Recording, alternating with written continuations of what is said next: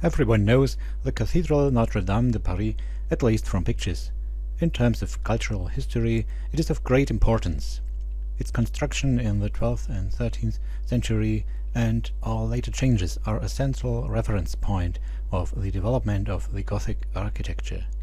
It is also in the focus of an entire nation and also has a high symbolic value far beyond France. This was evident in the many reactions to the catastrophic fire on April 15, 2019.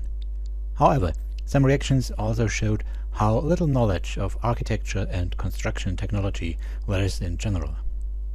This video is an attempt to analyze and explain the structure that has been destroyed and to understand it in connection with the spreading of the fire. The ceilings here of the nave are rib vaults that combine two facade segments to 6-part vaults. Before installing these filigree components, however, the roof trusses had to be erected above it. A carpenter's masterpiece. It was necessary to deal with timbers with lengths up to 15 meters above the two parallel walls at a height of over 30 meters.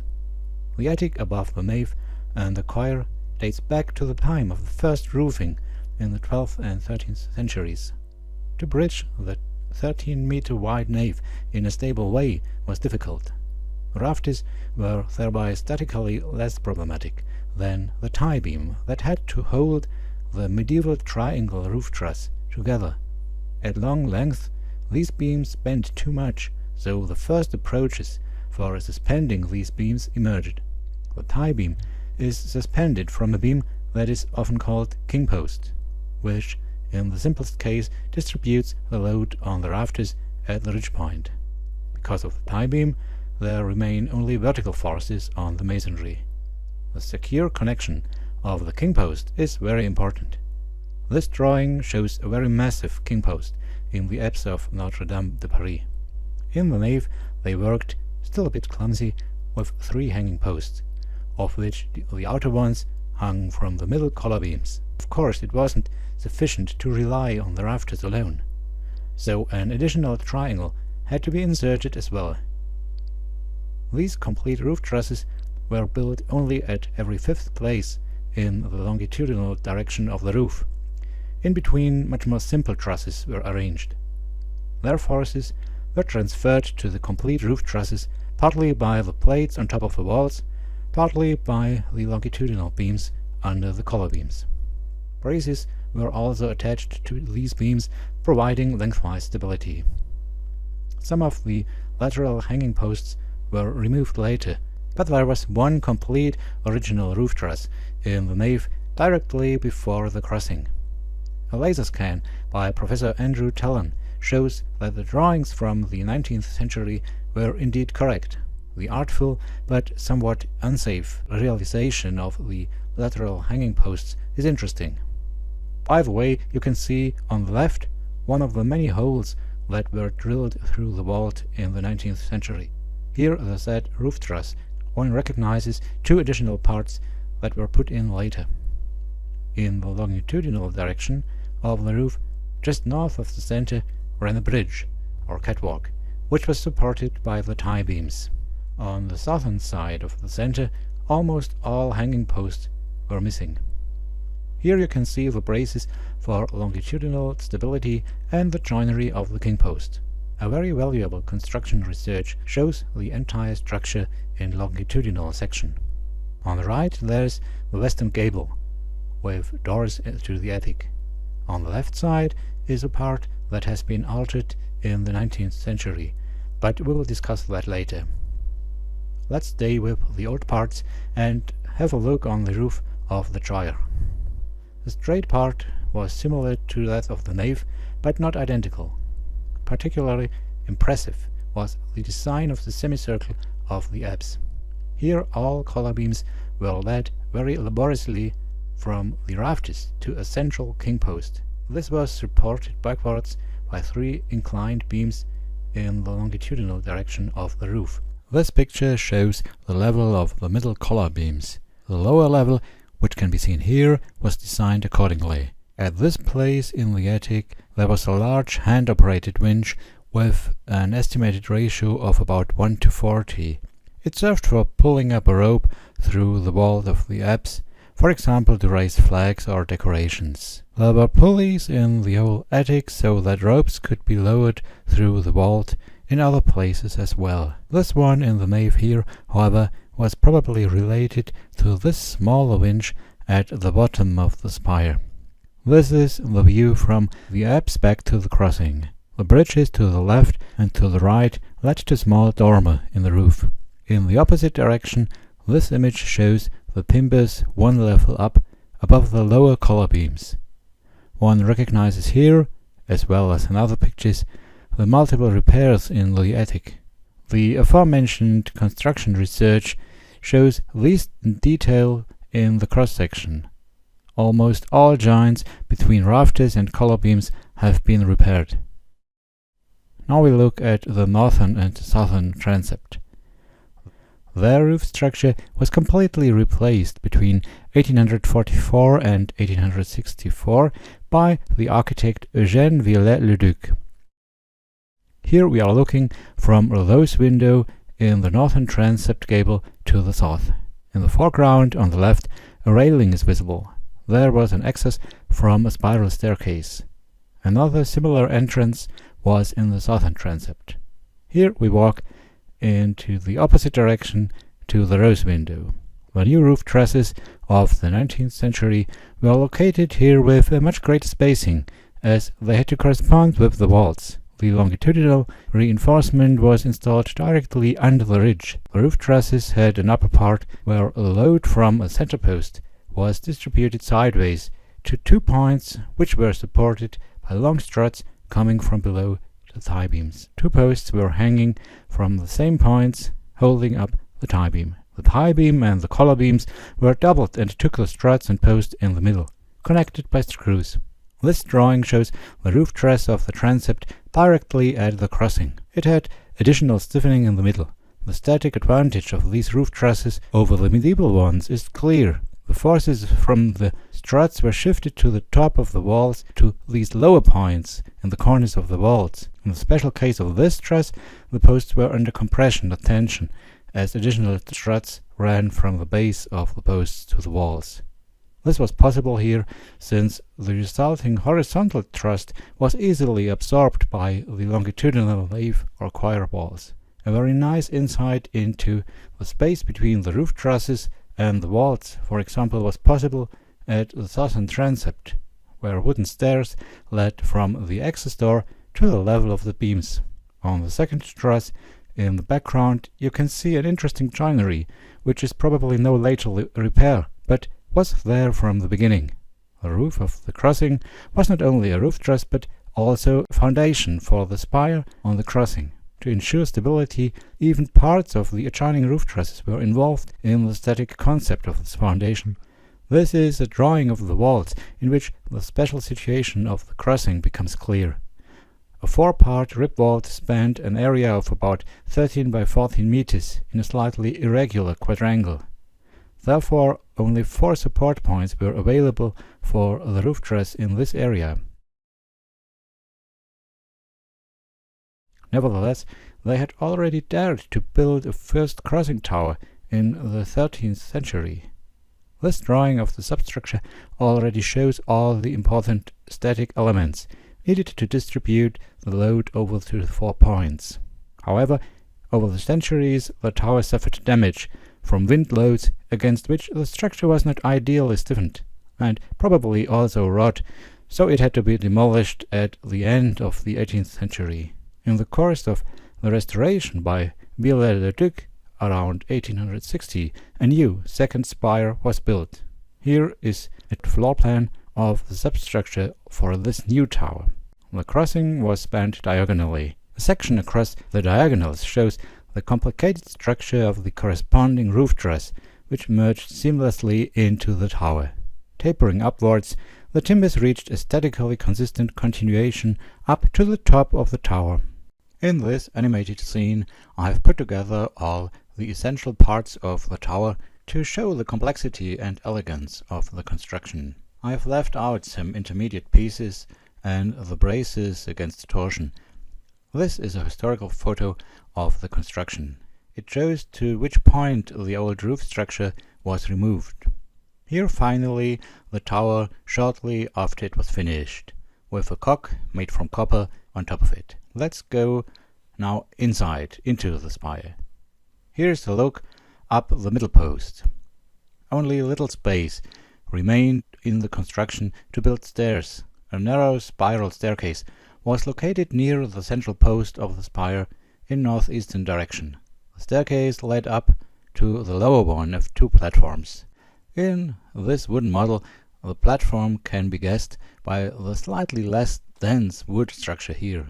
The sloping wooden beams formed an interesting double pyramid in the middle of the platform. The access to the smaller upper platform was through a round hatch with metal lid, as this interesting excerpt from a questionable video shows. Here again the model for a better understanding of the double pyramids in the middle of both platforms. Just below the tracery on the upper platform hung the three bells of the clock of Notre-Dame.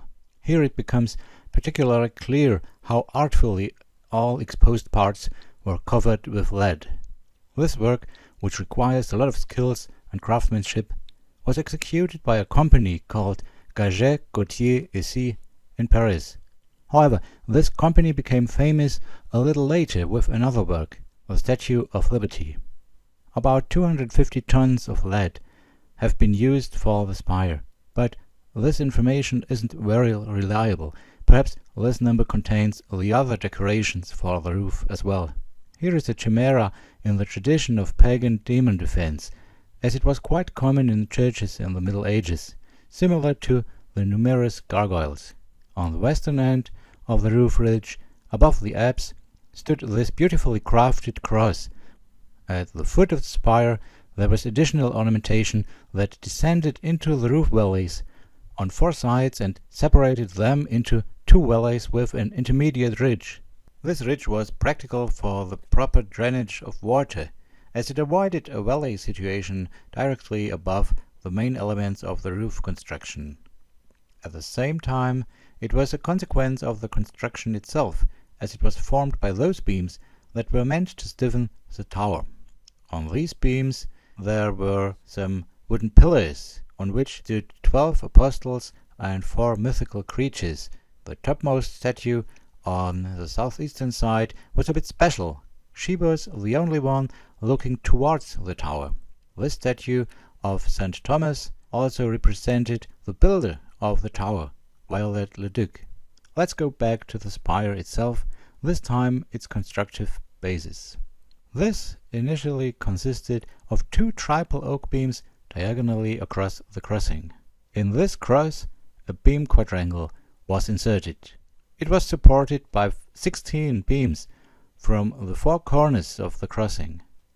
This picture shows the triple beam at the northeastern corner. The year 1863 can be seen written on the timber on the left in this picture. Also interesting was the scarf joint in the upper layer. The next image, for comparison, shows the corresponding situation on the northwest corner. This time the scarf joint is in the middle position. On the left you can see the important stiffening beam here embedded in the triple beam, which run all the way from the vault to the lower tower platform. This image from the southwestern corner shows even better the system of the members under the triple beam. It can also be seen that the stone arch of the nave vault at the crossing is doubled with an additional stone layer. Here in the counterpoint in a video, as well as a panoramic view from the middle of the crossing to the east, north and west. Let's take another look at the middle post of the spire. There was a plate which bore the year 1859. Then Viollet-le-Duc is mentioned as architect, as well as the carpenter's company Bellu. The timbers were designed by the carpenter Henri Georges. Obviously, these were exactly the same people who had recently built the crossing spire of the Cathedral of Orléans. Below that was a symbol of the Compagnon, the Guild of Carpenters. A level above, some levers for wire pulls to strike the bells in the crossing tower, and a heavy white, both an indication of a mechanical clock in the attic. Indeed, there was one in a glazed box in the crossing close to the southern transept. The clock was connected via long steel rods with 4 clock faces enormous on the transepts. The clock alone would be enough to tell for a whole video. It was manufactured in 1864 by the company Collin, formerly Wagner, in the Rue Montmartre. It was wound up once a day with 254 crank turns by hand. The poles for driving the hands lay protected in long wooden boxes, which were covered on one side with sheet metal. These wooden boxes ran through the entire transept roof. Apart from the prominent roofing, Notre-Dame, however, contains other carpentry, the timber frames in the west towers. These were built in 1850 in one piece continuously from about the level of the eaves of the nave to just below the pyramidal roofs. Slightly tapering upwards, they are like separate inner towers and have a weatherproof covering with openings for the sound. Here we look at the lower part of the construction in the south tower. Farther up, in the upper floor, with the big arches, there are the bells, the big historical Emmanuel, and 9 more from the year 2012.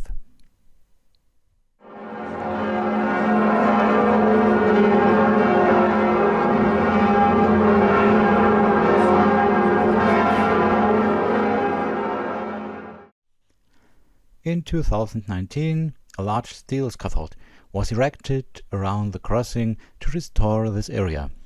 The scaffold stood on 4 scaffolding towers which had been led up from the cornice between nave and transept already in 2018, and in January and February 2019 the attic had been extensively treated against rot and fungi with special chemical substances.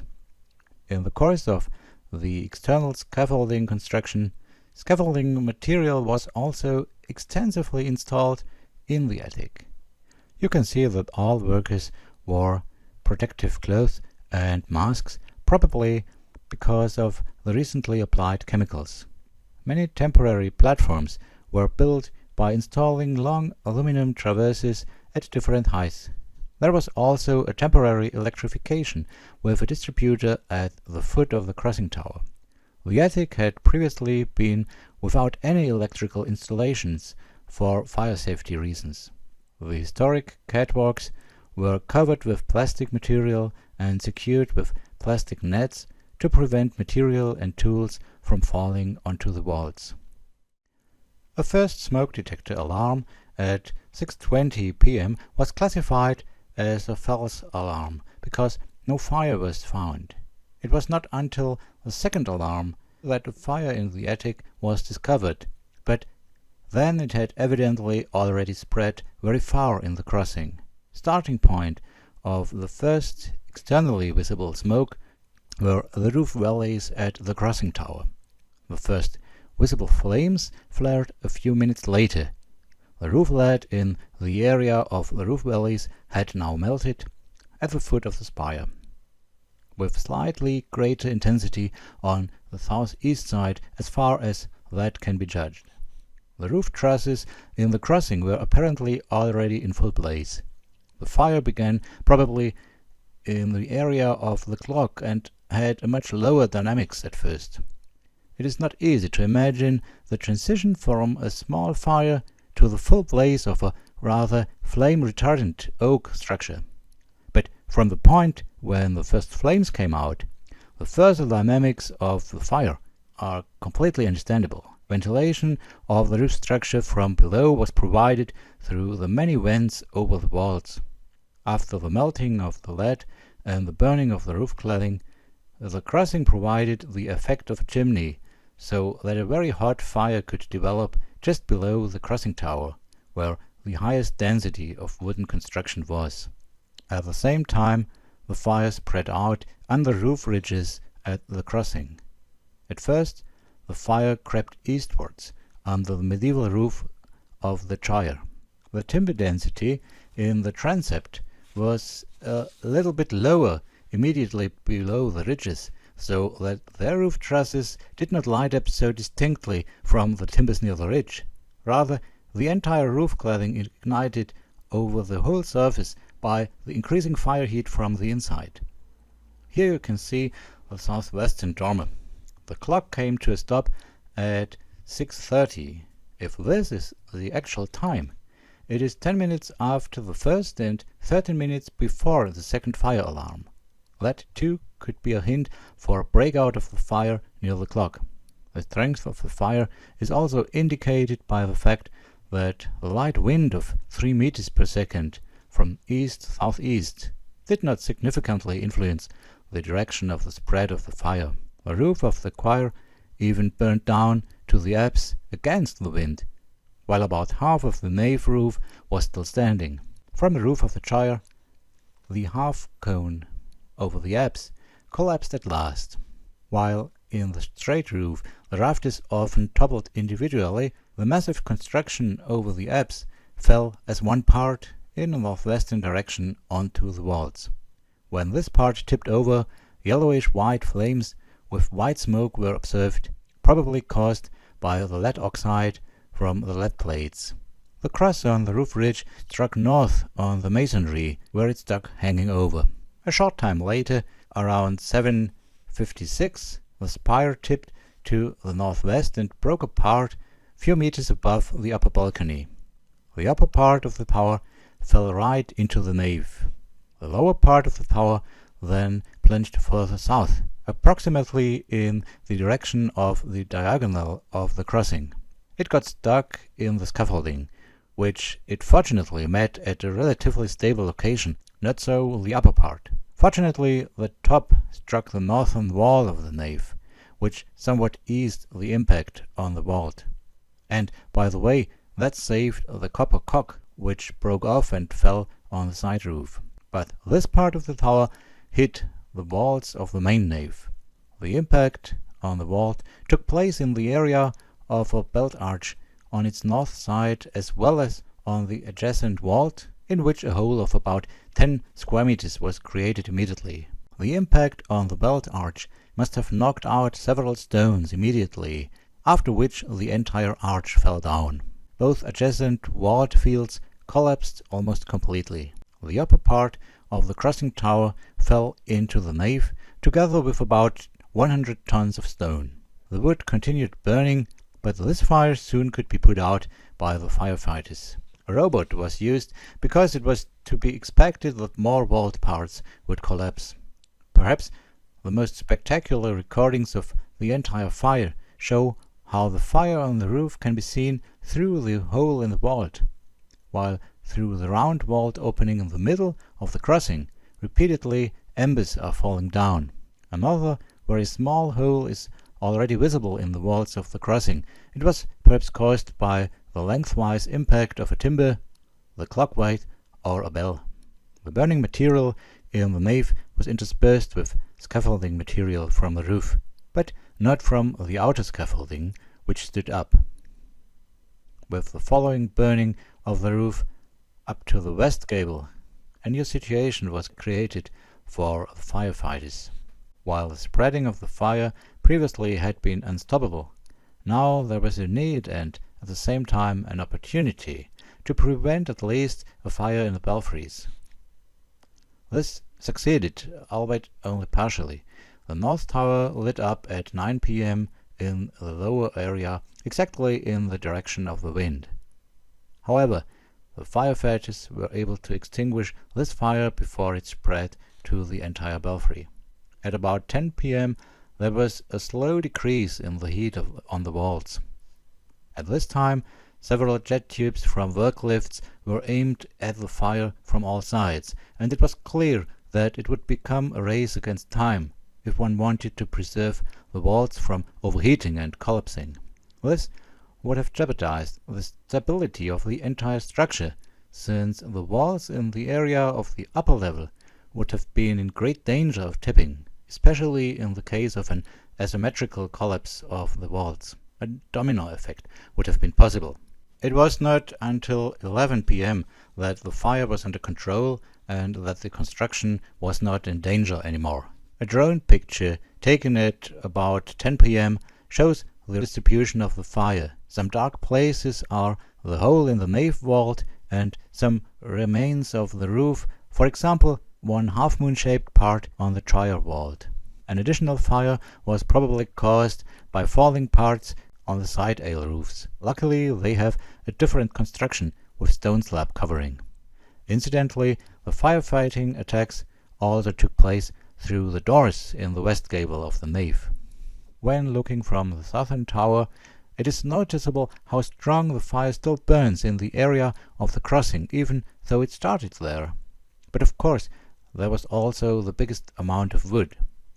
So it is understandable that during the night the vault of the crossing no longer withstood and collapsed, probably due to failure of the mortar joints in the apex. In the morning, the extent of damage was obvious. The entire vault of the crossing is missing. The stone blocks from the ribs can be seen in fire debris. The modern altar depicting the evangelists is damaged but still standing. Through the hole in the vault you can see the remnants of the triple beam, which still protrude from the cornice to the middle. Another vault hole was created in a field of the northern transept. It is unclear why the vault gave way at this point, but perhaps there was a slight pre-damage by settlement cracks, or it was hit at an unfavorable angle by some timbers. This can also be considered as a reason for another small hole in the choir. Here is a view from the former attic access in the southern transept. The view corresponds exactly to that shown in the first section of this film. A few questions cannot be clarified with the present images and can be answered only later with the cleanup. For example, where is the whole lead? Is it lying in big lumps on the vault? Or where are the bells of the spire? Are there any remnants of the clock? Or why did a small roof area not burn away near the staircase of the southern transept? In summary, one can say that the fire has destroyed a very important and historically significant part of Notre-Dame de Paris and caused considerable damage to the masonry. It had barely escaped, and with much luck, an even greater disaster that could have meant a partial or complete collapse in the event of an even longer fire or unfavorable fall of the spire. The determination of France to repair the structure should not hide the fact that the fire has lost something irretrievable. It is to be hoped that the reconstruction of the roof in the sense of monument preservation will be seen as a repair of the entire structure, which will not be significantly changed by the repair. This means that while there is no need to rebuild the roof truss in all its details exactly as it was, it should, however, conform to the original in form and function, including the crossing tower. The statues around the crossing tower, taken off 1 week before the fire and thus preserved, underline this. Where should Viollet-le-Duc look, if not to his tower?